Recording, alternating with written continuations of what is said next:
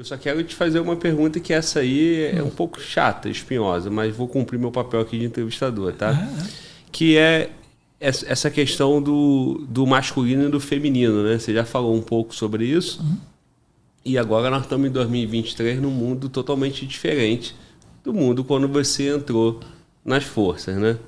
Então, hoje não se fala mais só em masculino e feminino, tá? Como que você vê isso aí para frente, né? Isso nós estamos falando não só de exército brasileiro, mas de outros exércitos também, né? Aquela pessoa que muda de sexo, que se entende de uma outra forma dentro da força. Tá bem. Bom, nós temos que, se em algum momento há que se considerar que você vai admitir o elemento, né, um elemento que não se considera pertencente ao sexo biológico dele, tá certo? Que tem o seu direito de não se considerar, tem que haver modificação nas leis para que se possa admitir isso aí. Então, o primeiro requisito é a legalidade, tá bem?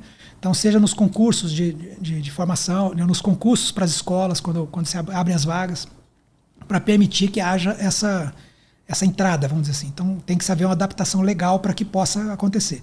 Nada impede que a pessoa, até depois de formada, decida, né, exercendo o seu direito de ser humano, né, de se declarar como pertencente a um outro tipo, né? Desculpa, eu não tenho como me expressar com as palavras talvez mais adequadas, mas de se declarar de outro tipo de gênero, né? Pode acontecer. Tem vários casos já que aconteceram.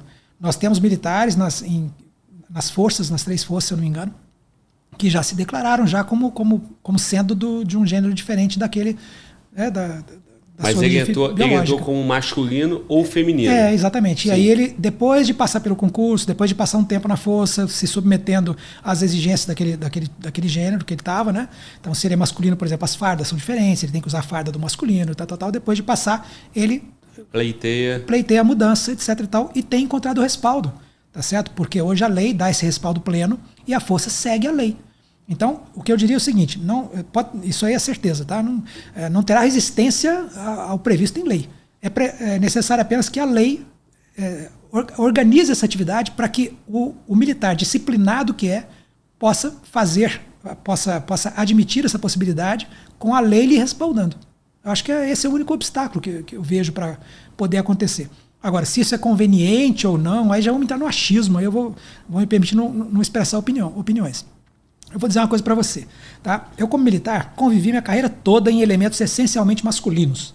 Só no final da carreira que eu comecei a ter uma outra subordinada, tenente, coisa assim, tá? Mas que não conviviam comigo porque estavam distantes na hierarquia. Eu era o general, a tenente estava lá embaixo, então vivia uma vez por dia, né? Então eu tive pouca convivência com o elemento feminino. Tá? E por conta da estrutura que existia nas forças e das dificuldades legais, não tive na Força Armada a convivência com o elemento de gêneros distintos, né? Daquele elemento que se considera de um gênero diferente do que ele nasceu, biologicamente e tal. Não tive.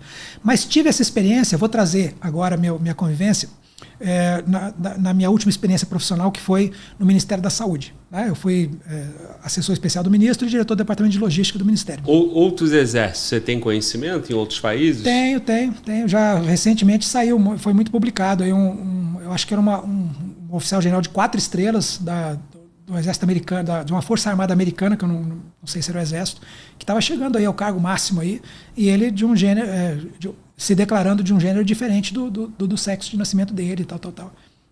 Eu vi notícia na mídia de oficiais generais, inclusive chegando, de pessoas que têm essa característica e tal. Tá bem? Pronto, chegou, tá lá, general, né? Ou a general, não sei. Então, posso só fazer um parênteses, até pelo feminino na força, tem acesso a todas as armas ou não? Não. Então já tem na própria regra tem um direcionamento. Mesmo para o sexo masculino e feminino. Não estou nem falando dos outros gêneros. Tá? Tem. Então o próprio elemento feminino, né? A mulher tem limite. Já tem ali algumas armas que ela pode escolher. E que ela não pode escolher. Não pode escolher, tá certo? Então, hoje, para pegar o exemplo da Academia Militar das Agulhas Negras, da AMAN, que é a única que abre a possibilidade de se chegar no topo da carreira, só chega a 4 estrelas quem passa pela AMAN. Sim. Médico não chega, o cara do Instituto Militar de Engenharia não chega. Em outro momento você citou que eles vão até divisão. Vão até divisão, vão até 3 estrelas. Mas os da AMAN chegam. Engenharia. Mas os da AMAN chegam a 4 estrelas. Tá certo? Então, ela tem que ser da AMAN. As mulheres que estão entrando na AMAN, que estão agora frequentando a AMAN, a academia hoje tem mulheres. Tá certo? Elas, até o ano passado, só podiam ser do serviço de intendência e do quadro de material bélico. A partir deste ano, elas já podem ser da arma de comunicações também. Então, só esses 3, dos 7 cursos, só esses 3. Elas não podem ser de engenharia, artilharia, infantaria e cavalaria. Sim. Não podem ser. Tá certo? Ah, tá errado, tá certo? Bicho, eu já vi. Regra. É a regra. Tem várias razões para isso. Tá? Uma delas eu lembrei da Espanha ontem, que eu falei que morreu a menina, lembra que eu te falei? Foi uma comoção nacional, porque uma mulher foi morta em combate. Até para isso você tem que olhar. Vale a pena? Né? Morrer uma mulher não vai ser uma comoção nacional, então você evita, de repente, numa arma muito combatente, abrir para as mulheres. Questões físicas, né? Será que uma infante mulher fisicamente vai ser capaz de fazer o que um homem faz? Né? Então, tem essa restrição das mulheres. Hoje já podem entrar na AMAN nessas 3 aqui. Mas, de um modo geral, ao longo da carreira, o Instituto Militar de Engenharia para qualquer uma das especialidades, de engenheiro, certo? Serviço de saúde para todas as especialidades, enfermeiro, médico, tal. O quadro complementar para todas as especialidades, pode ser contadora, pode ser advogada, pode ser tal, tranquilo, tá bom? A restrição hoje que tem é mais para as armas combatentes, tá bom? Exceto comunicações, que é uma arma combatente e já está permitindo, tá? Então, voltando aqui para o assunto dos gêneros, né? Sim.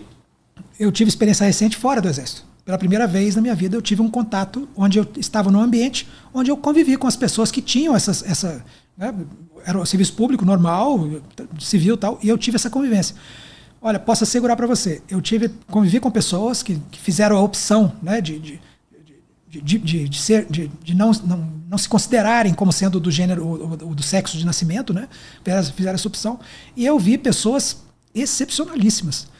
Eu vi servidores públicos concursados, colaboradores que não eram servidores, com desempenho no trabalho excepcional, tá certo? Então, assim, eu me acostumei, eu fui obrigado a aprender tardiamente que você realmente não tem que olhar muito para esse tipo de diferença. Agora, isso na profissão militar, isso é compatível, é bom, é ruim? Aí já é uma opinião pessoal, tá certo? Eu não vou entrar nessa seara aqui, que seria uma coisa muito minha mesmo. Eu vejo que tem algumas desvantagens, também, você abrir, franquear plenamente o acesso, tem algumas desvantagens, tá bom?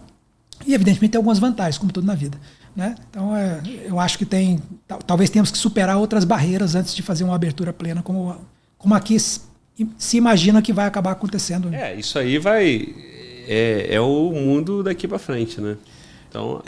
Eu acho que... Agora, volto a dizer, o primeiro ajuste que tem que ser feito é que haja que a lei esteja ajustada para que os militares disciplinados que possam estar dando pleno cumprimento à lei. Tá certo? É importante isso aí. Vamos pegar um exemplo aqui de uma coisa que a gente vai ter que pensar como vai fazer. Eu não falei para você que a gente tem na academia alas masculinas e alas femininas? Aí a pergunta é, e aí? Tá certo? Vamos ter então uma ala diferente? Tá certo? Terceiro tipo de ala, onde vai ter, ou vamos dizer que na ala feminina vão aqueles que se consideram que são mulheres, tá certo? E vice-versa. Isso pode ter algum problema? Pode causar algum problema? Bom, se nós estamos separando as alas é porque nós imaginamos que pode causar algum problema. Será que não vai causar algum problema? Então, até nisso tem que haver um estudo, tem que haver uma preparação para que os problemas, os riscos sejam mitigados, para que o ser humano que entrou nessa condição tenha a condição de ser feliz dentro do que ele vai fazer, para que a força possa aproveitar adequadamente aquele ser humano, aquele valor que está se apresentando. Tá certo? Então temos um caminho a andar ainda para fazer bem feito. Eu acho que o que não vale a pena é de uma hora para outra você muda tudo e obriga alguém a fazer do jeito tal. Tem que haver um estudo porque são seres humanos que estão envolvidos ali. Sim, são questões que vão ter que ser enfrentadas aí e quem está lá que vai ver, né? Agora, na história tem muita coisa aí de reis, né? De que os camaradas eram homossexuais, né? E assim, comandava a nação, né? Então, tem. Uhum. Aconteceu lá atrás, vai continuar acontecendo o resto da vida, cada um na sua opção, né? Possivelmente. Não? Mas agora, tu falou do feminino, né? Como é que é isso aí na Força? Lá você citou que estava iniciando, né? Pois é, lá eu tive o primeiro contato. E aqui no Brasil foi em que ano? Cara, aqui no Brasil, eu era instrutor da academia, nós estávamos em 91, eu fui instrutor em 91, 92. No meu primeiro ano de instrutor, não tinha nenhuma mulher na academia, fardada. Mas no meu segundo ano de instrutor, em 92, eu me lembro que chegaram as primeiras mulheres para serem professoras, tenentes fardadas, certo? Então não tenho certeza, mas eu acho que foi por aí que o Exército iniciou a formação começou a admitir mulheres. As primeiras mesmo foram da área de saúde, se eu não me engano, e depois começou a ser admitido os quadros complementares que a gente fala, que incluem os professores, né? Então vinha a professora de inglês, por exemplo, uma mulher lá que eu me lembro da época que eu era instrutor, tinha uma tenente professora de inglês dos cadetes, que era uma mulher, que era professora de inglês deles. Então eu me lembro dessa época. Agora, como eu já era primeiro tenente antigo, né? E essas pessoas chegavam naquela época no primeiro ano de primeiro tenente, então eu sempre tive uma distância temporal entre eu e os elementos femininos, em termos de antiguidade. Eu estava sempre um pouquinho à frente, alguns anos à frente. E eu me lembro que quando eu saí coronel, estava já antigão, coronel antigo, eu olhei em volta e falei assim, pô, acho que vai dar certo, hein? Vou passar minha carreira toda sem ter que fazer continência por mulher. Coisa de... Gente, pronto. Eu já até vendo nos comentários. General machista, rapaz, não sei o que. Não, gente, pelo amor de Deus, não sou machista, não. 2023, não esqueça o momento. Né? Que eu falei que não tinha que fazer. Mas era uma brincadeira minha comigo mesmo, né? Não externava isso, não. Não vou fazer continência pra mulher, não vou fazer continência pra mulher. E tava eu lá, coronel antigão, com as minhas 3 gemadas, né? Não há mulher no Exército Brasileiro mais antigo que eu. E tal, e fui fazer o curso de Política, Estratégia e Alta Administração do Exército, que é o que a gente faz no último posto ali como coronel mesmo. Então, é o curso que te abre as portas para o generalato, vamos dizer assim, dá uma peneirada para fazer com que na promoção a general tenha menos gente aí para a escolha. Então, estava fazendo lá o CPX no Rio de Janeiro, e aí, num belo dia lá, nós soubemos que ia ter uma instrução conjunta com a Marinha e a Força Aérea no auditório da Escola de Guerra Naval, que ficava na frente da Escola de Comando do Estado-Maior. Aí, nesse dia, né, nós morávamos ali próximo, ao invés de ir para a ECM, nós fomos direto lá para a Escola de Guerra Naval. Entrei no auditório, fui para a primeira fileira, eu acho a segunda, tinha lugar vago lá, cada um sentava onde queria. Tinha umas cadeirinhas reservadas para as pessoas mais antigas ali, né, na primeira fileira. Eu falei, não, vou deixar essas cadeirinhas, estavam vagas, né, mas com tipo, uma plaquinha em cima, reservado, né, para você não sentar, para ir sentar os almirantes ali, né. Aí eu sentei na primeira do lado ali que tava vaga, que não tinha plaquinha. Aí sentei ali, beleza. Então, coronel, estou esperando ali, daqui a pouco, entrada de autoridades, entra ali o almirante, comandante da Escola de Guerra Naval, o almirante não sei o que lá, blá, blá. Entra todo mundo e começa a ocupar as cadeirinhas que estavam marcadas. Daqui a pouco, quem para do meu lado? Uma almirante. Porque no Exército não tinha, mas na Marinha tinha. Ela ficou olhando pra mim assim, como quem dizia aí, não vai fazer a continência não? Tô esperando, bora recruta. Ai, levanta aí, eu olhei pra cara dela. Eu falei, pronto. Caiu aí um mito. Acabou. Aí fiz minha primeira continência. Mas aí, então, lá na Marinha, já tem, então, num posto de oficial general. Tem. Desde aquela época, eu tô falando de 2013, né?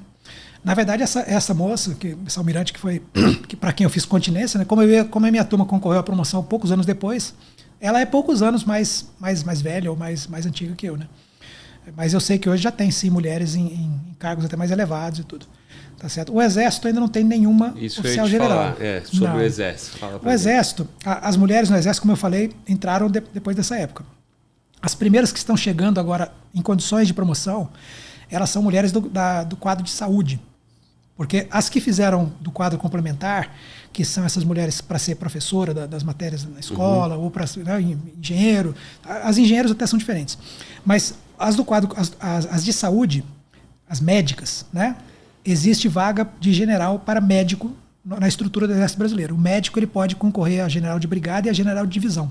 Pode ir até a segunda promoção de general. E a primeira turma de coronéis, que inclui coronéis, mulheres, médicas, tá certo? Tá chegando na promoção agora. É agora. Então, existe uma... E as mulheres, né? Agora, vamos lá. Tô dizendo que eu sou machista, não sou não, tá? As mulheres, sempre que elas entraram em concorrência, em igualdade de condições para concorrer nos universos masculinos, as mulheres têm obtido destaque. Então, verdade seja dita. Na hora que você olha ali a nota que elas tiram e a nota que os homens tiram, as mulheres estão dando banho. Então, as mulheres médicas acontece isso também. Elas fazem a escola de saúde e saem entre as primeiras colocadas sempre. As médicas estão ali na cabeça. As mulheres, tá? E os homens misturado com elas e um pouco abaixo. Tá? Então, certamente essas mulheres médicas que estão chegando agora para a promoção são mulheres que são muito bem conceituadas na carreira e tiveram ótimo desempenho nos cursos militares que fizeram, o que vai habilitar elas em condições favoráveis para a promoção. Por isso que eu digo, daqui a pouquinho, se não for na primeira escolha, na segunda vai ter... Isso nós estamos falando qual turma, em que ano? Para saber os 30 anos... Bicho, como elas vão... Completa quando? Os 30 anos? Eu acho que é agora, nesta próxima promoção. 24? Eu acho que sim. Esse ano? É final do ano, né? Eu acho que é 23, 24. Se não completar agora no final do ano que vem. Tá? Então... Vamos ter uma general aí. Primeiro general. Primeira general. Primeira general.